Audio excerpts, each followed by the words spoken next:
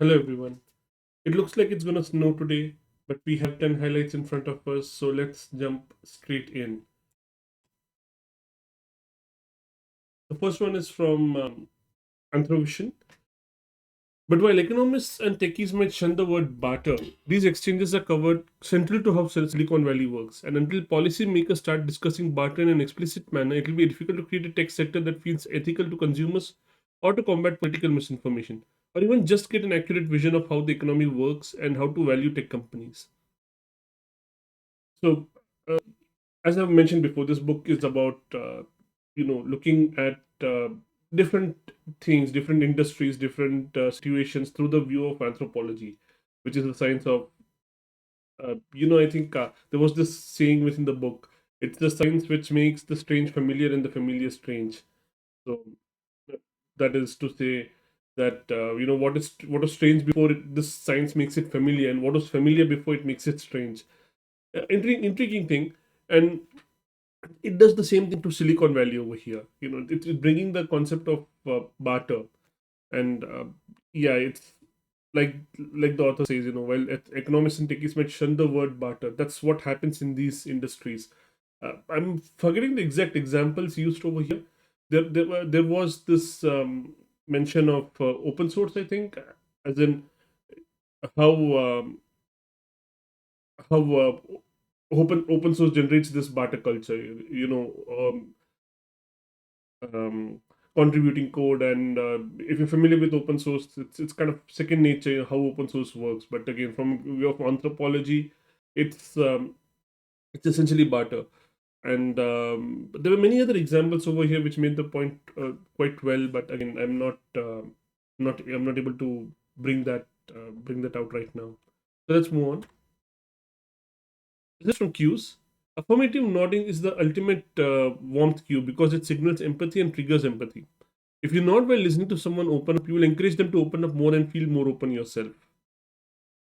This is again, it's pretty straightforward. I don't really feel I need to explain a lot over here. It's just saying that if you're when you're showing you're listening, see, there is this thing in listening. It's not just that, okay, you're receiving information fully. You're also showing that you're listening, because that encourages the other person to go on. It's a very basic communication one-on-one, what's the word, communication tip. How communication works.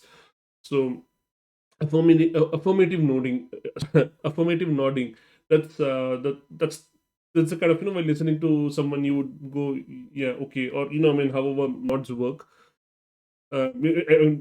Why I say that? I say that because nods look different in different cultures, right? So, yeah, if you nod while listening to someone to open up, you encourage them to open up, and you yourself would feel that you're more open.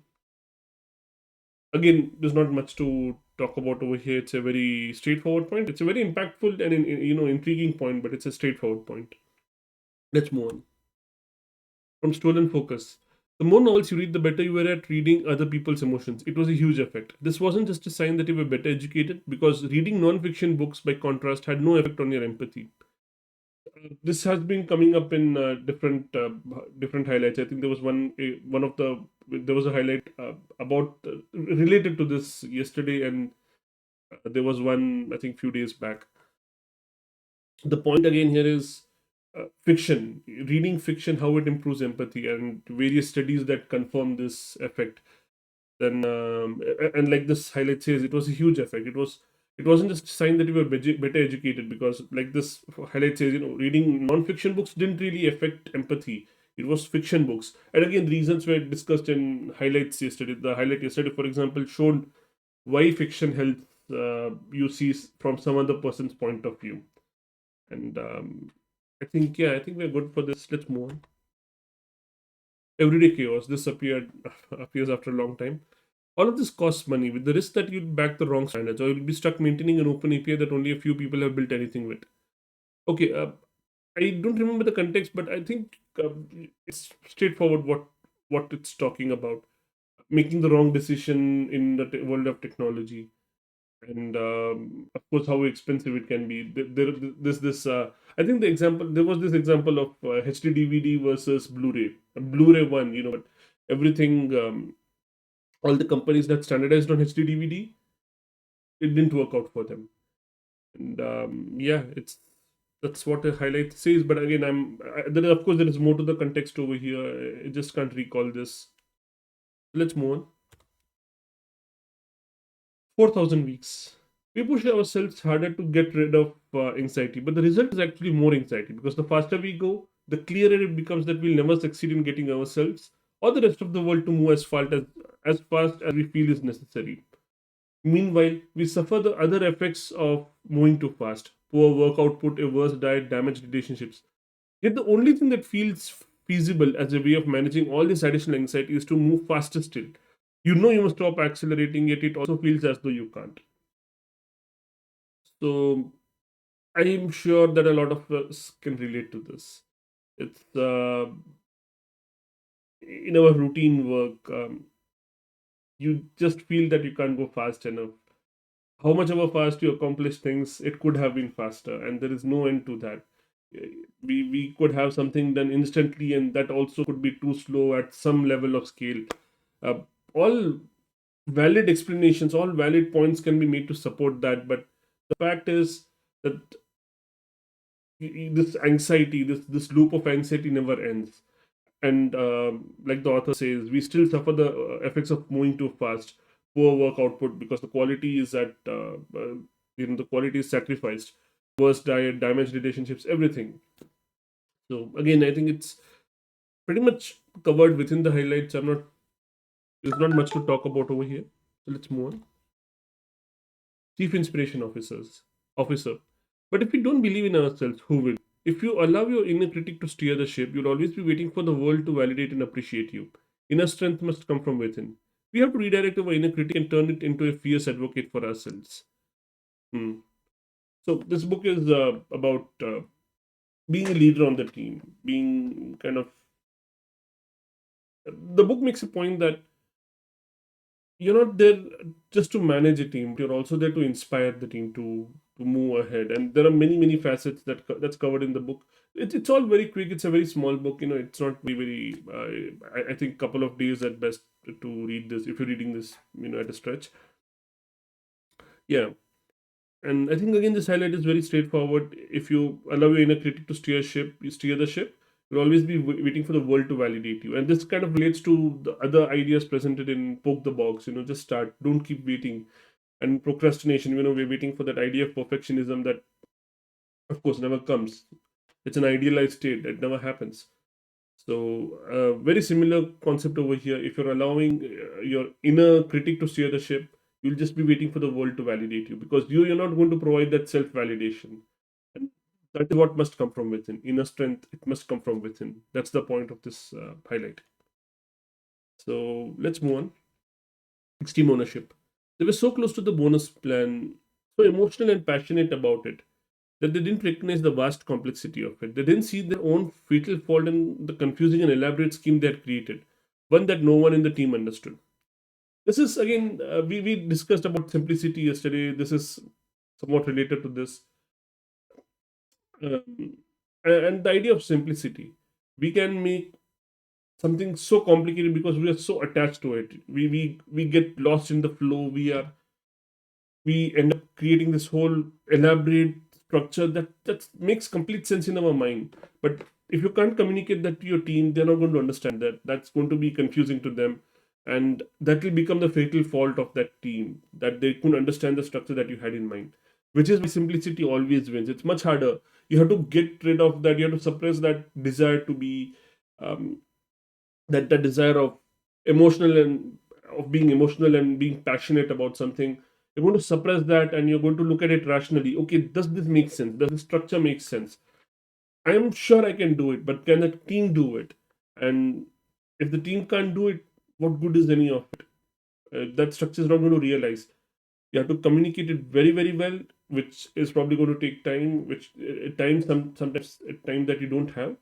And even at that, you can't really validate, because if the idea is complex, how are you going to validate? Validating it also is going to be complex.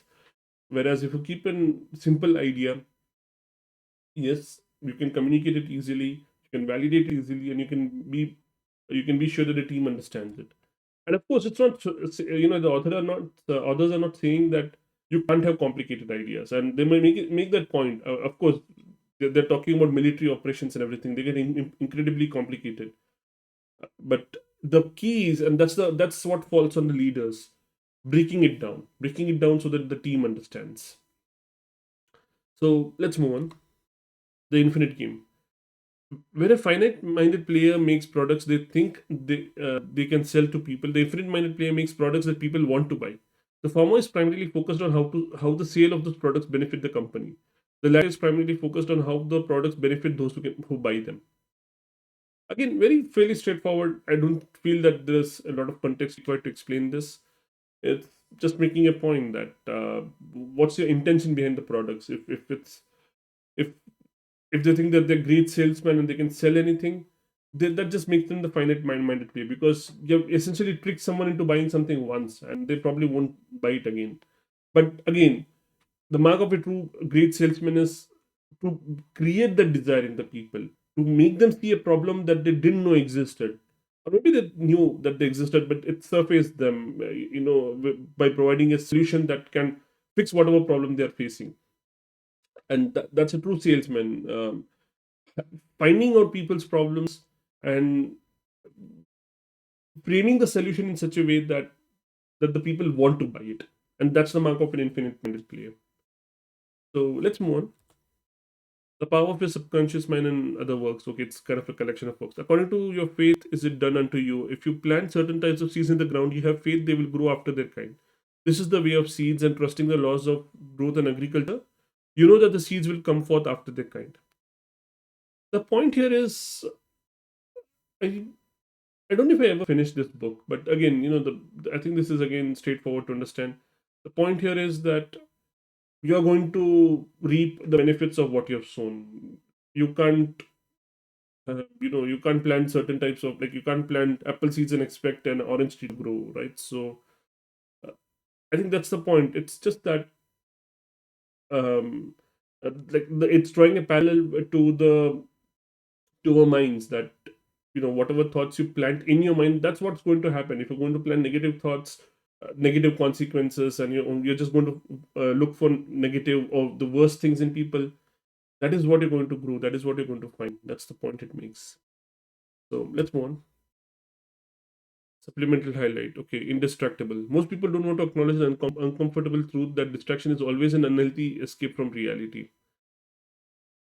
So this is the highlight I didn't make. Like it says, it's a supplemental highlight, but I've read the book Indistractable, and yeah, it was a very broken read for me, so I don't really remember a lot from it.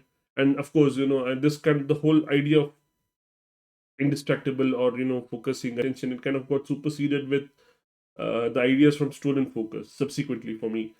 So yeah, there's not much I want to say over here. uh, yeah, let's just move on. Sapiens, there are no gods in the universe, no nations, no money, no human rights, no laws, and no justice outside the common imagination of human beings. I've not read the book, so I think this is one of the beginning quotes, right? But I've not read the book yet, so yeah, I'm just going to skip it. So that marks an end to today's highlights. And again, thank you for being on this journey with me. Thank you for listening so far, and see you tomorrow.